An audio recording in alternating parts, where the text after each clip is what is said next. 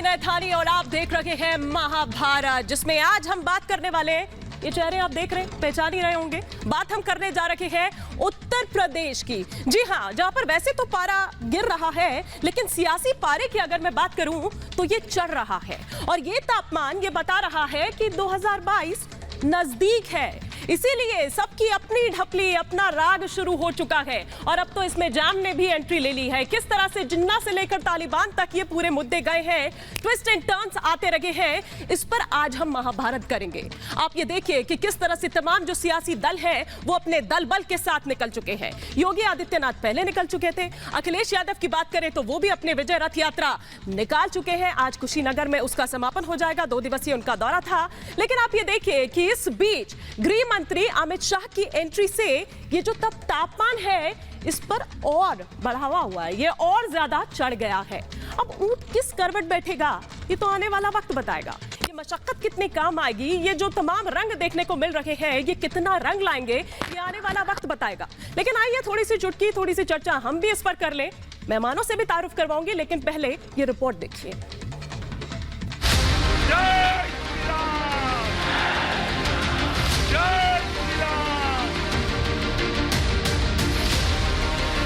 जे से जिन्ना, ए से आजम खान और एम से मुक्ता।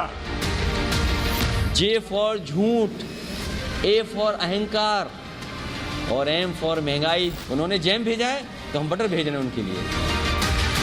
तो उस पर जैम लगा के खा लेते तो कौन से जैम की बात कर रहे हैं? 2022 अब दूर नहीं है। इधर उत्तर प्रदेश में तापमान गिर रहा है तो दूसरी तरफ सियासी तापमान बढ़ता ही जा रहा है। मुख्यमंत्री योगी पहले ही अपने दल बल के साथ तैयार है। अखिलेश भी सड़कों पर निकल चुके हैं। इस बीच अमित शाह ने उत्तर प्रदेश में एंट्री लेकर सियासी सरगर्मी को और भी ज्यादा बढ़ा दिया है। कुल मिलाकर सियासी मौसम ने अपना रंग दिखाना शुरू कर दिया है।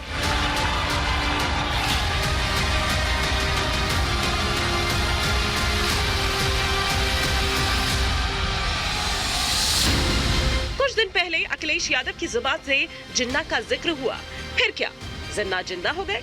और अब ये तो तय है कि यूपी चुनाव के समापन तक जिन्ना की सांसें चलती रहेंगी। उत्तर प्रदेश आए केंद्रीय गृह मंत्री अमित शाह ने जिन्ना को जोड़ते हुए जैम की ऐसी जुगलबंदी बिठाई कि जिन्ना पर सियासत फिर गर्मा गई और जैम बनाम जैम की जंग शुरू हो गई। जनधन, आधार, मोबाइल वाले जैम का जिक्र करते हुए अमित शाह ने अखिलेश के जैम की अलग व्याख्या कर डाली। जे का मतलब है जन धन बैंक अकाउंट, ए का मतलब है आधार कार्ड और एम का मतलब है हर आदमी को मोबाइल। तो एक समाजवादी पार्टी के नेता बोले हम भी जैम लाए हैं। जे से जिन्ना, ए से आजम खान और एम से मुक्ता। जब ये जैम अखिलेश तक पहुंचा तो वो कैसे चुप रहने वाले थे। वो बीजेपी के जैम की अलग बारी भाषा ले गए और जैम के जरिए बीजेपी पर तीखा हमला बोला और इसे अहंकार और महंगाई से जोड़ दिया। भारतीय जनता पार्टी का जे फॉर झूठ, ए फॉर अहंकार और एम फॉर महंगाई, जिसका जवाब भारतीय जनता पार्टी नहीं दे सकती। अपने झूठ का, अपने अहंकार का, अपनी महंगाई का जवाब देना चाहिए। इधर उधर के जैम मत ढूंढिए। उन्होंने जैम भेजा है तो हम बटर भेज रहे हैं उनके लिए। इस जैम की जंग बीजेपी और समाजवादी पार्टी तक ही सीमित नहीं रही। उत्तर प्रदेश में किस्मत आजमा रहे ओवैसी भी अलीगढ़ से जैम पर झपट पड़े और बोले हम जैम को टोस्ट पर लगाकर खा जाते हैं। देश के वजीर दाखिला अमित शाह ने अपने आजमगढ़ की तकरीर में जैम का जिक्र किया। हमसे पूछा गया जैम, हमने कहा हम तो टोस्ट पर जैम लगा के खा लेते तो कौन से जैम की बात कर रहे हैं? इस बीच मुख्यमंत्री योगी ने एक बार फिर जिन्ना को लेकर अखिलेश पर तीखा हमला बोला और कहा कि जो जिन्ना के समर्थक हैं वो तालिबान का भी समर्थन कर रहे हैं। जिन्ना सदैव भारत के लिए खलनायक ही रहेंगे। जो लोग खलनायक का सम्मान कर रहे हैं क्या आप उसका समर्थन करेंगे?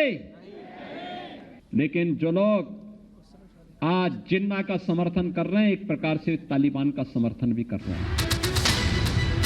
बहरहाल जिन्ना पर जंग अब थमने वाली नहीं है। अखिलेश ने बैठे बिठाए बीजेपी को मुद्दा दे दिया है और बीजेपी नेता अब इसे यूपी में बजा बजा कर सुना कर अखिलेश को घेर रहे हैं। मजबूरन अखिलेश को भी जवाब देना पड़ रहा है। यानी जिन्ना का जिक्र गले की फांस बन चुका है, जो निगलते भी नहीं बन रहा है। इधर जैम पर भी जोरदार जंग शुरू हो गई है और एक दूसरे को घेरने में कोई कोर कसर नहीं छोड़ रहे। अब किसका जैम जनता को ज्यादा पसंद आएगा, ये देखने वाली बात होगी। Bureau report, Republic Bharat. तो क्या 2022 में इस जैम से सत्ता मिलने वाली है? इस पर हम करेंगे चर्चा की शुरुआत, लेकिन उससे पहले मेरे तमाम सहयोगी उत्तर प्रदेश के अलग अलग जगहों से चप्पे चप्पे से मेरे साथ जुड़े हुए हैं। सबसे पहले मैं आपका मुखातिब करा दूं, अनुपमा झा मेरे साथ जुड़ी हुई है कुशीनगर से, वाराणसी से जुड़ी हुई है मेरे साथ सृष्टि पांडे, इनके अलावा अलीगढ़ से अखिलेश राय मेरे सहयोगी इस वक्त मेरे साथ जुड़ चुके हैं। लेकिन अनुपमा, पहला सवाल आपसे इसलिए क्योंकि अखिलेश यादव के कानों तक जैसे ही शाह की ये बात पहुंची वैसे ही उन्होंने पलटवार किया। ये बताएं कौन सा बटर भेज रहे हैं वो बीजेपी को? बिल्कुल हिमानी, देखिए बहुत इंटरेस्टिंग होने वाला है इस बार का इलेक्शन, ये देखने के लिए कि जैम, जिन्ना और बटर की जिस तरीके से बात की जा रही है, आखिर वो जनता को कितना ज्यादा पसंद आता है। जब हमने आज खुद देखिए रिपब्लिक भारत ने एक्सक्लूसिव बातचीत की अखिलेश यादव से, उनसे पूछा भी गया कि आखिर आप जैम का जिक्र करें, तो उन्होंने कहा कि देखिए ये बहुत बात की बात हो जाती है, लेकिन सबसे बड़ी बात यह है कि देखिए आने वाले दिन जो है वो बहुत महत्वपूर्ण हो रहे हैं। सिर्फ अखिलेश यादव के लिए नहीं, भारतीय जनता पार्टी के लिए भी। 16 तारीख को प्रधानमंत्री नरेंद्र मोदी पहुंचेंगे पूर्वांचल एक्सप्रेसवे का उद्घाटन करने के लिए। ये पूर्वांचल एक्सप्रेसवे में अपने आप में बहुत अद्भुत होने वाला है, जनता को फायदा मिलेगा। लेकिन ठीक उसी दिन हिमानी, अखिलेश यादव भी जो है वो चाहते थे कि एक रथ यात्रा जो है वो उस पूर्वांचल एक्सप्रेसवे पर निकाल सके। हालांकि डीएम ने जो है उन्हें अनुमति नहीं दी और इसी को लेकर वो अब लगातार भारतीय जनता पार्टी पर निशाना साध रहे हैं कि जो सरकारी अधिकारी है वो भी भारतीय जनता पार्टी के अंडर जो है काम कर रहे हैं। हालांकि सिक्योरिटी प्रोटोकॉल के हिसाब से जो है डीएम ने अनुमति नहीं दी। उन्होंने सीधे तौर पर कहा कि एसपीजी के अंडर आती है सिक्योरिटी, उसको हम अलाउ नहीं कर सकते हैं, क्योंकि हजारों की तादाद में गाड़ियां जो है और जो समर्थक है समाजवादी पार्टी के वो पहुंचेंगे। और यही वजह है कि देखिए आने वाले 4 से 5 दिन में ये जाहिर सी बात है कि जब प्रधानमंत्री यहां पर होंगे तो अखिलेश यादव जा रहे हैं गाजीपुर। हाँ।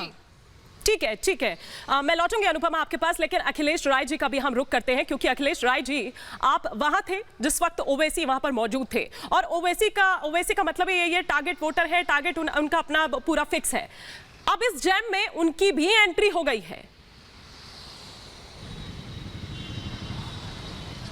देखिए, उन्होंने साफ कर दिया कि इस जैम से उनका कोई लेना देना नहीं है। उन्होंने पहले भी कह दिया था कि जे फॉर जिन्ना वो मायने नहीं रखता, और आज भी सभा में कहा उन्होंने कि जिन्ना का नाम जितना मुसलमानों ने नहीं लिया उससे ज्यादा राजनीतिक पार्टियों ने उनके मुंह में डालने की कोशिश की। दूसरी तरफ आजम खां के बारे में उन्होंने कई बार कटाक्ष किया कि इस आजम खां को मुसलमानों ने नेता बनाया, और आजम खान ने खून पसीने लगाकर समाजवादी पार्टी को बड़ा बनाया, लेकिन मुसलमानों को क्या मिला।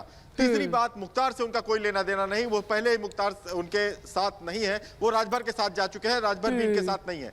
लेकिन बार बार अपने टारगेट वोटर से ये कहते रहे कि हम इसलिए आए हैं यूपी में कि आपको कुछ नहीं मिला, आपने बहुत से नेता पैदा किए, लेकिन अपने बीच का कोई नेता जब तक पैदा आप नहीं करेंगे तब तक आपको आपकी रहनुमाई करने वाला आपको न्याय नहीं मिलेगा। क्या यही कारण था कि उन्होंने कहा कि मैं वो लैला हूं जिसका सातों विधायकों ने मिलकर क्या अखिलेश जी यही कारण था कि उन्होंने कहा कि हाँ मैं वो लैला हूं जिसके बिना किसी मजनू का काम नहीं चल सकता है?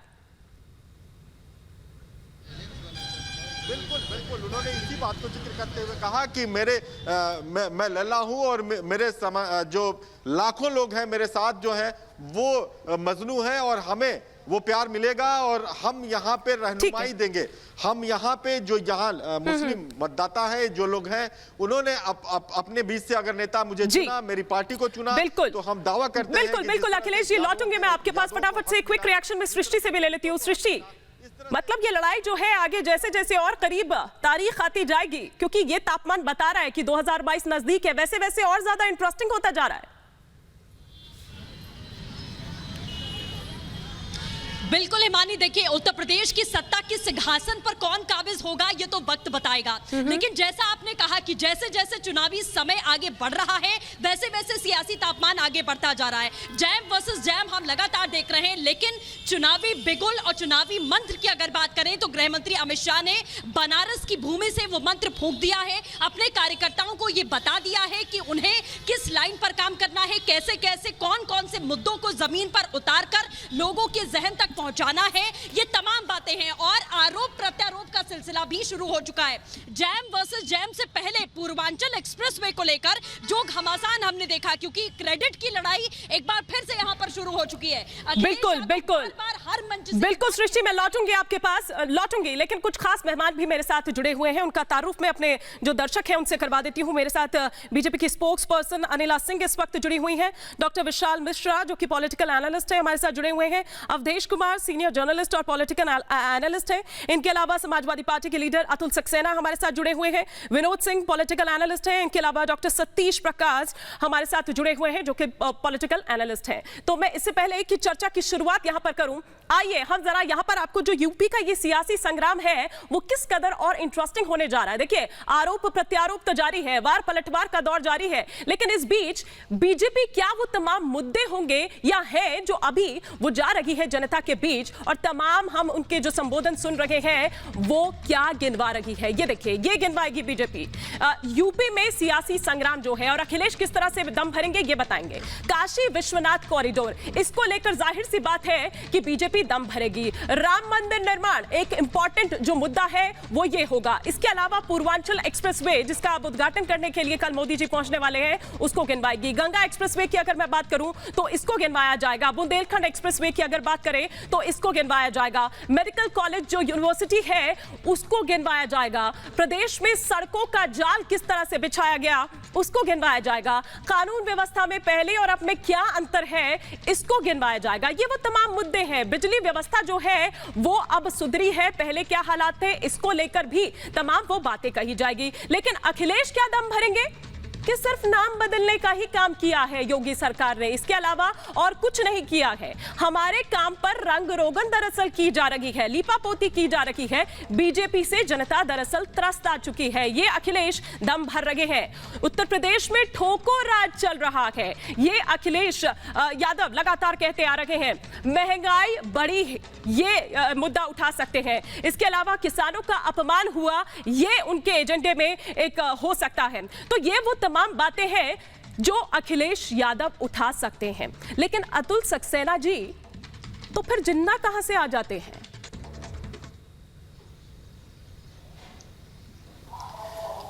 नहीं, देखिए हिमानी जी, ये बात सही है कि जिन्ना को भाजपा के लोग जिंदा रखना चाहते हैं, क्योंकि इनके पास बताने के लिए कुछ नहीं है। लेकिन लेकर इन्होंने तो आप उत्तर प्रदेश के विकास के लिए क्या किया, तो देश प्रदेश के विकास के लिए क्या किया।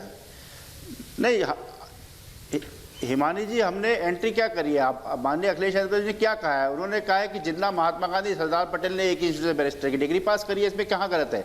इस जानकारी में कोई असत्य है तो आप मुझे बता दीजिए। नहीं, आजादी में क्या रोल है ये आपने शायद सुनी नहीं उनकी बात पूरी ढंग से।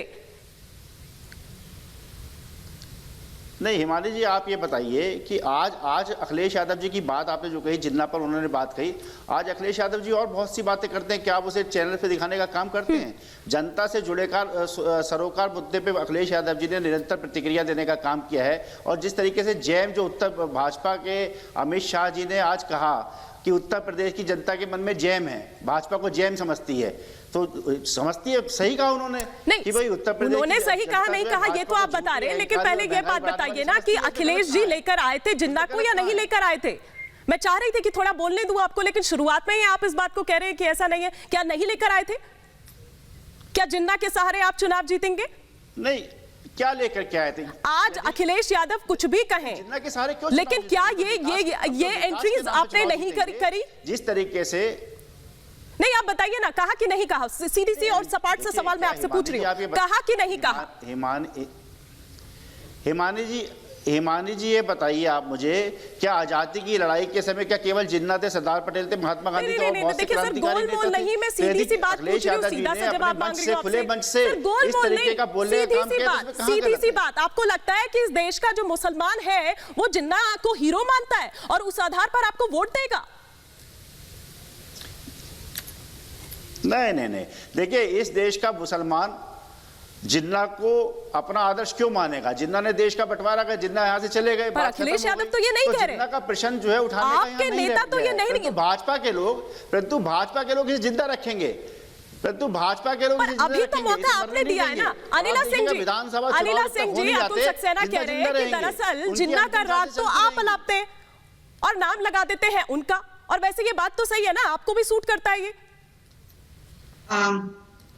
अतुल जी जो है एक संजीदा नेता है, उन्होंने कह दिया कि जिन्ना की तारीफों के पुल नहीं बांधने चाहिए, पर क्या किया जाए अतुल जी, आपके नेता तो जिन्ना की तारीफों के पुल बांध रहे हैं, पुल ही नहीं बांध रहे। जब उनसे कहा गया, उनसे प्रश्न किया गया तो उसको जस्टिफाई भी कर रहे हैं, और फिर प्रवक्ता आकर भी उनकी वकालत कर रहे हैं। आप एक एक्सेप्शन है जो उनकी वकालत नहीं कर रहे हैं कि नहीं जिन्ना का नाम नहीं लेना चाहिए, जिन्ना ने हमारे देश का बंटवारा किया था। तो देखिए ऐसा है, अखिलेश यादव जी ने अगर इतने अच्छे काम किए होते तो उत्तर प्रदेश की जनता जो है उन्हें 2014, 17 और 19 में दरवाजा ना दिखा देती। 2022 के जो सपने लेकर सोच रहे हैं कि 22 में बाइसिकल वाला जो राग अलाप रहे हैं, तो बिल्कुल भी ये चलने वाला नहीं है, क्योंकि उत्तर प्रदेश की जनता जो है योगी के साथ योगी की झोली में केवल और केवल देने के लिए है, और वो है विकास। उत्तर प्रदेश की जनता के लिए विकास। आपने किसका विकास कराया? अपने परिवार का विकास किया, चाचा, मामा, भांजा, भाई, भतीजा, इसके अलावा तो कोई हुआ नहीं। हाँ, आप लोगों ने अगर कुछ प्लानिंग करी तो सफाई महोत्सव की करी। हम सफाई महोत्सव की प्लानिंग नहीं करते हैं, हमारे यहाँ दीपोत्सव होता है, रंगोत्सव होता है।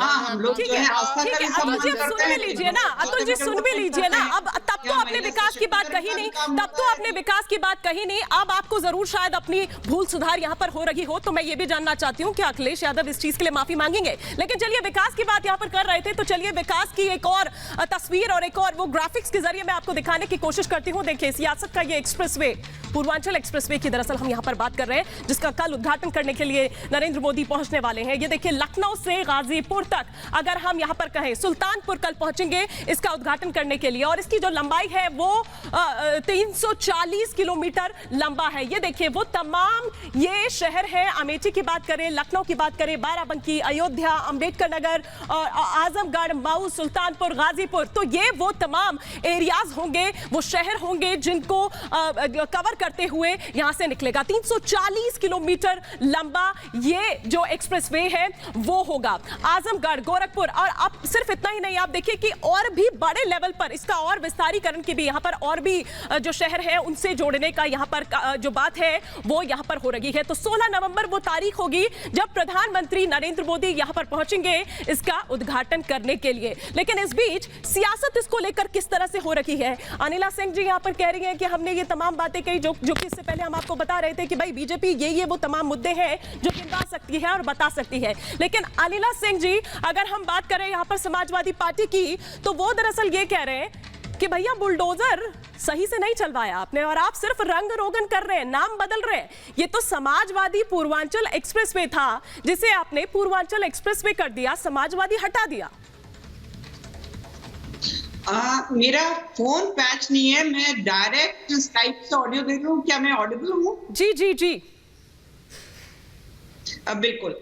देखिए, ऐसा है कि समाजवादी पार्टी वाले कुछ भी कहते रहे, और इन्होंने अभी कहा कि भाई जो इतने नकलची लोग हैं ये लोग। जब हमारे नेता ने जैम की परिभाषा दी कि भाई हमारा जैम का मतलब ये होता है जनधन योजना, जिससे मतलब 50 करोड़ लोगों के जो है अकाउंट खुल गए। गरीब आदमी जो कभी सोच भी नहीं सकता था बैंक में अपना अकाउंट खोलने के लिए, सीधे सीधे जितनी बेनिफिट उसको मिलना है उसके अकाउंट सीधे जा रहा है। कमीशन पूरी बंद हो गई है, तो इन्होंने जैम का जो है मतलब कुछ और निकाल दिया। आधार, सबके लिए आधार कार्ड कंपल्सरी हो गया, जिससे कि ये लोग, ऐसे बहुत सारे राजनीतिक दल हैं जो बाहर से लोगों को बुलाकर अपना वोटर आईडी कार्ड कमा के अपना वोटर बनाते थे। हाँ, ऐप हर हाथ में मोबाइल हो। अब इन्होंने भारतीय जनता पार्टी की परिभाषा, हम मतलब जो सोशल बेनिफिट स्कीम्स है उसके बारे में बता रहे हैं, और ये उस ज्ञान को भारतीय जनता पार्टी से परिभाषित कर रहे हैं, और फिर ये कह रहे हैं कि हम मक्खन भी भेजेंगे। तो भाई साहब भेज दो। अतुल जी फटाफट से जवाब दीजिए, फिर मैं विनोद सिंह जी का रुख करूंगी। अतुल जी क्विक रिएक्शन, उसके बाद मैं विनोद जी का रुख करूंगी। जी ठीक है अनिला जी। देखिए, पूर्वांचल एक्सप्रेसवे का जो लैंड एक्विजिशन करने का काम किया था वो समाजवादी पार्टी के कार्यकाल में किया गया था, और जिस तरीके से ये आधे अधूरे कामों का उद्घाटन केवल जनता को भ्रमित करने के लिए कर रहे हैं, उससे कुछ होने वाला नहीं है, जनता समझ रही है। मोदी जाते मेडिकल जो कॉलेज बना ही नहीं उसका जाकर के उद्घाटन कर देते हैं। आप ये कह रही है कि जनता समझ रही है, बिल्कुल जनता समझ रही है, और जनता समय आने पर इसका जवाब भी देगी। लेकिन डॉक्टर विशाल मिश्रा, किसका जैम आपको ज्यादा असरदार यहां पर नजर आ रहा है? अभी तक आपने दोनों की बात सुनी है यहां पर। देखिए मानी जी, समाजवादी पार्टी के जो प्रवक्ता हैं इनसे मैं पूछना चाहता हूं कि आपको जिन्ना प्रेम और जिन्ना आकंठ में इतना क्यों आप डूबे हुए हैं? वोटों के तुष्टीकरण के लिए? भारतीय स्वतंत्रता संग्राम के महापुरुष आपको नहीं दिखते क्या? जिस जिन्ना ने अखंड भारत का विभाजन किया है उसकी तुलना आप सरदार पटेल जी जिन्होंने एकीकरण किया भारत का उनके साथ कर रहे हैं और कह रहे हैं कि स्वतंत्रता संग्राम में भूमिका निभाई थी। अरे इसी वोटों के तुष्टीकरण के नाते ही तो आपकी सरकार गई। और आज आप सरदार पटेल जी ने किसानों के लिए काम किया जीवन भर, नहीं दिखता। और आप उत्तर प्रदेश में बिजली नहीं आती थी, केवल सैफई में बिजली आती थी, सैफई महोत्सव होता था। कि आज उत्तर प्रदेश में गांधी के विचारधारा में चलने रही। आज उत्तर प्रदेश में 1,38,00,000 घरों में बिजली है कि नहीं है? बिजली नहीं आती थी। 40 लाख लोगों को पीएम किसान योजना के तहत विशाल जी, पीएम योजना के तहत मकान दिए गए कि नहीं दिए गए? करने का काम करते हैं। के पहली मीटिंग में 35,000 करोड़ रुपए का कर्जा माफ हुआ था कि नहीं हुआ था? आपने किसानों के गन्ने का पेमेंट भी नहीं किया था। ये तो योगी जी की सरकार ने, ये तो माननीय मुख्यमंत्री योगी आदित्यनाथ जी की सरकार ने गन्ना के किसानों का पेमेंट किया है। 1,40,45,000 करोड़ रुपए का पेमेंट किया है। आपके जमाने में तो गन्ने का पेमेंट भी नहीं होता था। भूल गए आप, भूल गए कैसे माफिया घूमते थे। आज जिन माफियाओं को 4.5 साल से ज्यादा का समय हो गया और आपने 10 रुपए जेल के गन्ने का भाव बढ़ाने का काम करा है। आपके नाते देश का किसान को आप बेवकूफ समझते हैं। सोशल मीडिया का जमाना है। देश का किसान पढ़ा लिखा किसान है। ठीक है, ये अपना हाथ लोग स्थापित किए गए थे, पलायन किए थे, आज वो दोबारा कराना में जा रहे हैं। चलिए डॉक्टर सतीश प्रकाश को भी मैं इस चर्चा में शामिल करूंगी। डॉक्टर सतीश प्रकाश, आप इस जैम में कहां खड़े हैं, क्या देखते हैं आप? प्रेम है और जैम का अगर मैं पहले जे की बात करूं तो क्या आपको लगता है कि जिन्ना किसी का हीरो हो सकता है? ठीक है, ठीक है डॉक्टर सतीश प्रकाश। देखिए मैं आपके मैं बोल लूं। जी जी जी डॉक्टर सतीश प्रकाश। ठीक है अतुल जी, ठीक है। डायरेक्ट टैक्स संडे किया। विशाल जी रुकिए थोड़ा शांति। हाँ अरे ठीक है, अरे लोग समझ रहे हैं, मैं आप ही की बात को आगे बढ़ाता हूँ। जी डॉक्टर सतीश प्रकाश, मैं आपकी समस्या से वाजिब हूँ भाई। देखिए हिमानी जी, विशाल जी की चिंता बिल्कुल जायज है, बीजेपी की चिंता जायज है। अगर जिन्ना का नाम कोई लेता है तो उनके साथ में सरदार पटेल का नाम न लेकर के कहीं ना कहीं उनको सावरकर का नाम लेना चाहिए, क्योंकि जिन्ना ने सावरकर की पाठशाला में ही टू नेशन थ्योरी का पाठ पढ़ा था। मेरे हिसाब से जिन्ना के साथ इनको अगर सावरकर का नाम लेते तो शायद विशाल जी को कोई दिक्कत ना होता। अरे भाई रुकिए तो सही। अरे सुनिए अरे विशाल जी अरे मैं आप ही की बात, अरे आप इतनी चिंता ना कीजिए। ठीक है विशाल जी सुन लेते हैं, विशाल जी सुन लेते हैं, गलत विशाल जी सुन लेते हैं। विशाल जी आप ही की बात को आगे बढ़ा रहा हूँ, नहीं सुनूंगा। आप सुनिए। ने कहा था अरे हम अम्बेडकरवादी लोग हैं और सच्चाई को लोगों के सामने लाना हमारा नैतिक दायित्व है। हमको जनता के भ्रम को दूर करना। मैं आपके इस कार्यक्रम में सारी सुनिए, आपकी पोल आज मैं ही खोलूंगा ना। बताइए। अरे बड़ा सुनिए बड़ा आप सुनिए। अरे इनको पानी वानी पिलाइए भाई विशाल जी को। जी का नाम क्यों जोड़े आप? सावरकर कोई दिक्कत नहीं। अरे मैं बता रहा हूँ अरे मैं आज आपकी सारी शंकाएं दूर कर दूंगा ना। मेरी बात सुनिए। देखिए उत्तर प्रदेश में राजनीतिक इश्कबाजी चल रही है। बीजेपी और एक दल के बीच में एक राजनीतिक इश्कबाजी है। लैला कहती है कि मुझे जिन चाहिए और मजनू उसके सामने कहीं ना कहीं जिन्ना लाके खड़ा कर देता है। जब लैला के पास वैक्सीन नहीं है और पूरे देश की जनता उससे वैक्सीन मांगती है और मजनू ये कह देता है कि मैं जान चली जाए, चाहे देश की जान चली जाए, मैं वैक्सीन नहीं लगवाऊंगा। उत्तर प्रदेश की राजनीति को भटकाया जा रहा है। विशाल जी सब समझदार है। लेकिन जिन्ना को महिमा मंडित कौन कर रहा है? सुनिए देखिए मुझे दुख है। सुनिए विशाल जी, आप भी एक व्यक्ति हैं। अगर बीमार हो गए, परेशान रहोगे, चलिए ठीक है, मैं लौटूंगी आपके पास विशाल जी और डॉक्टर सतीश प्रकाश जी। प्लीज थोड़ा सा प्लीज काम डाउन, थोड़ा सा रुक जाइए। अब जरा हम यहाँ पर बात कर लेते हैं प्रधानमंत्री के ताबड़तोड़ दौरों की भी, जो दौरे अब आगे होने वाले हैं। हम आपको अगर सबसे पहले बताएं 16 नवंबर यानी कि परसों जब सुल्तानपुर पहुंचेंगे, यहाँ पर पूर्वांचल एक्सप्रेसवे, जिसे सियासत का एक्सप्रेसवे हम आपको थोड़ी देर पहले यहाँ पर दिखा रहे थे, उसका उद्घाटन करने के लिए पहुंचेंगे। इसके अलावा 19 नवंबर को झांसी की अगर बात करें तो ये जहां पर रानी लक्ष्मीबाई ने आजादी की जो आवाज है वो बुलंद बुलंद की थी, वो उस किले को देखने के लिए जाएंगे। वो आज भी बुलंद है और साथ ही साथ उनका जन्मदिन है लक्ष्मीबाई का, तो ऐतिहासिक आयोजन भी वहां पर होंगे। इनके अलावा 20 नवंबर की अगर मैं बात करूं तो लखनऊ जाएंगे, ऑल इंडिया डीजी जो कॉन्फ्रेंस है उसमें शामिल होने के लिए जाएंगे। इसके अलावा 25 नवंबर की बात करूं तो नोएडा आएंगे। नोएडा इंटरनेशनल एयरपोर्ट का जो भूमि पूजन है, शिलान्यास है, उसके लिए यहां नोएडा का दौरा उनका होगा। इसके अलावा अगर मैं 13 दिसंबर की बात करूं तो वाराणसी जाएंगे, अपने क्षेत्र, अपने संसदीय क्षेत्र जाएंगे और यहां मां अन्नपूर्णा देवी की जो मूर्ति है उसे स्थापित दरअसल यहां पर किया जाएगा। इसके अलावा मोदी अब जब आ रहे हैं तो सौगात क्या क्या लेकर आ रहे हैं, जरा ये भी समझ लीजिए। 16 तारीख की मैं बात यहां पर कर रही थी तो पूर्वांचल एक्सप्रेसवे जिसका उद्घाटन किया जाएगा। इसके अलावा हम बात करें बुंदेलखंड एक्सप्रेसवे, उसके लिए यहां पर आएंगे। काशी विश्वनाथ कॉरिडोर की अगर देखिए, ये वो प्रोजेक्ट है जिन पर या तो काम चल रहा है या अमूमन जो है जिस तरह से हम यहां पर देखें तो वो काम उस पर पूरा हो चुका है। जेवर एयरपोर्ट की मैं बात करूं, इसके अलावा नोएडा फिल्म सिटी की अगर मैं बात करूं, गंगा एक्सप्रेसवे की बात करूं, ये वो तमाम प्रोजेक्ट्स हैं जिन पर या तो काम पूरा हो चुका है या फिर जिन पर अब काम चल रहा है। और ये सौगात देने के लिए दरअसल प्रधानमंत्री नरेंद्र मोदी यहां पर आएंगे। तो डॉक्टर सतीश प्रकाश जी, जब हम यहां पर बात कर रहे हैं, ये तमाम चीजें दिखा रहे हैं और अनिला सिंह जी तो तमाम बात यहां पर कर रही थी, फिर आपको क्यों लगता है कि कुछ हुआ ही नहीं है प्रदेश में? नहीं, देखिए हिमानी जी, मैंने ये नहीं कहा, मैंने ये कहा कि देखिए आम जनता की थाली में रोटी नहीं है, लेकिन एक रोटी की जगह जाम थमाना चाहता है, कोई टोस्ट देना चाहता है, कोई मक्खन की बात कर रहा है। अरे रोम जलने वाला इतिहास दिखाई दे रहा है। ठीक है, मेरा मानना यह है कि आम जनमानस की जो चर्चा है, देखिए राजनीति में आप मुद्दों को भटकाइए मत। राजनीति में सबको मौका मिला, हमको भी मौका मिला, और हमने कभी भी उत्तर प्रदेश नहीं पूरे देश की राजनीति को भटकाया नहीं है। और देखिए, किसी भी सरकार की नैतिक जिम्मेदारी है। ठीक है अवधेश जी, मौका तो मिला, लेकिन किया क्या? सवाल तो ये है, आप जनता के बीच जा रहे हैं तो बजाय ये हिंदू मुस्लिम करने के मुद्दों पर बात करिए ना। क्या नहीं लगता अवधेश जी आपको? सुनिए, ठीक है सतीश जी, मैंने आपको भरपूर मौका दिया। अवधेश कुमार जी से मेरा जी।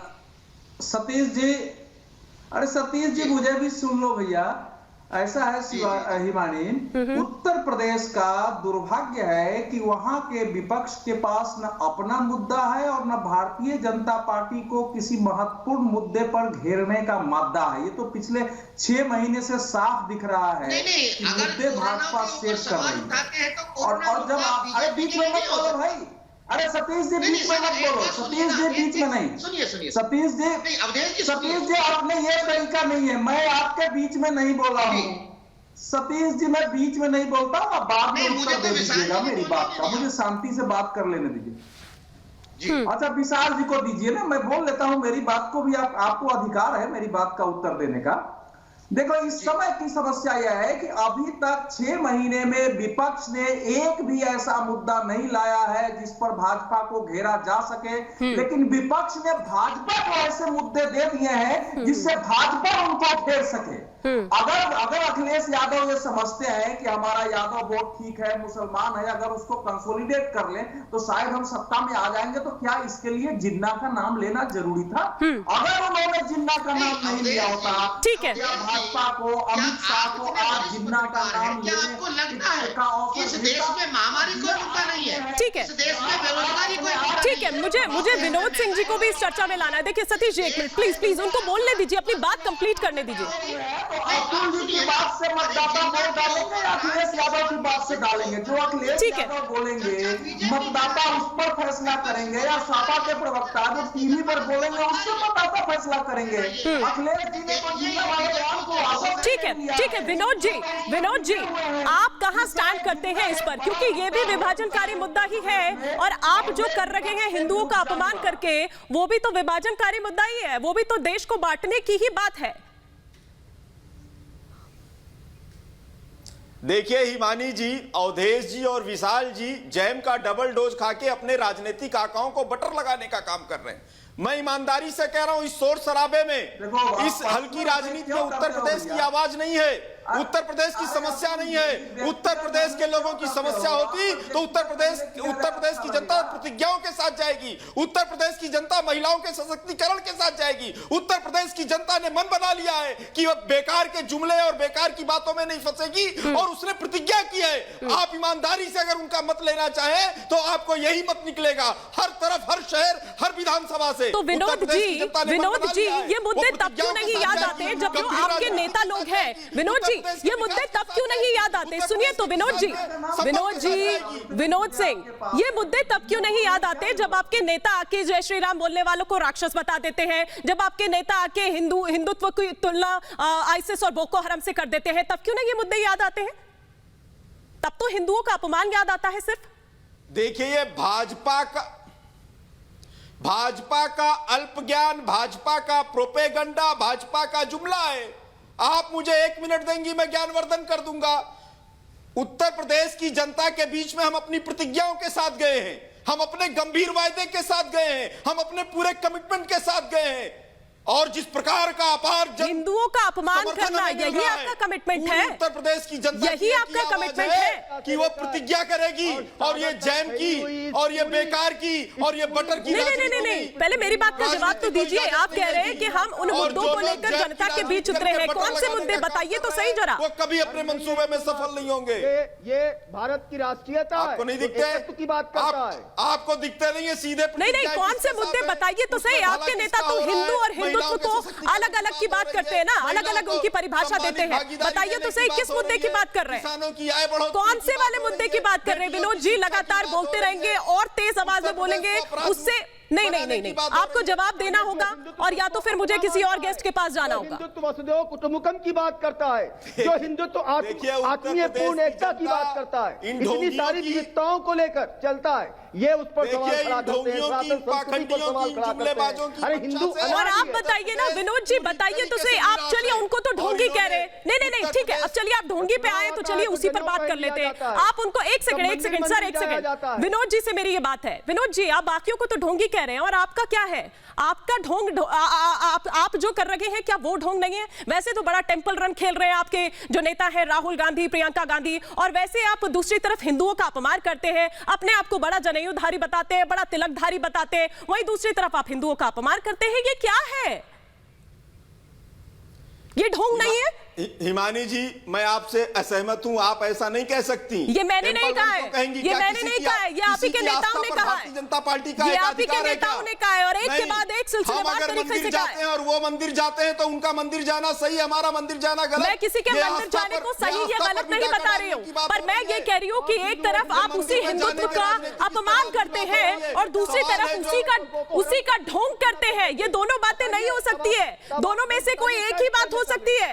कोई ढोंग नहीं, ढोंगी और पाखंडी। अनिला सिंह जी जवाब दीजिए। पाखंडी आपके दर्शक जान चुके हैं। ढोंगी अनिला सिंह जी, जैम खा के बटर लगाने का देखिए, ऐसा है कि परम ज्ञानी राहुल गांधी जी जो उतर आए वकालत करने के लिए कि जो इनके सलमान खुर्शीद और राशिद अल्वी ने हिंदू और हिंदुत्व को गालियां सुनाई, कि बहन भाई का जोड़ा जो है जब चुनाव आता है तो उस वक्त ये लोग जो है मंदिर घूमने लगते हैं, जनेऊ पहनने लग जाते हैं, टीका लगाने लग जाते हैं और नेता को रोक नहीं पाते हैं और उनकी वकालत में उतर आते हैं। किस की वकालत करेंगे? विजय सिंह की वकालत करेंगे, नरेश की वकालत करेंगे, किसकी वकालत करेंगे? चिदम्बरम जी की वकालत करेंगे। देखिए, कांग्रेस पार्टी तो मुझको लगता है एक तरीके से अनिला जी आपको बातों के साथ रुकना चाहूंगी क्योंकि आपका ऑडियो जो है वो ठीक नहीं है, कट कर आवाज मिल रही है, लेकिन मैं सभी से माफी मांगूंगी, मेरे पास समय सिर्फ इतना ही था। आप सभी मेहमानों का बहुत बहुत शुक्रिया मेरे साथ इस चर्चा में जुड़ने के लिए, और इसी के साथ महाभारत के सफर में भी फिलहाल इतना ही। यहाँ पर रुकेंगे एक छोटे से ब्रेक के लिए।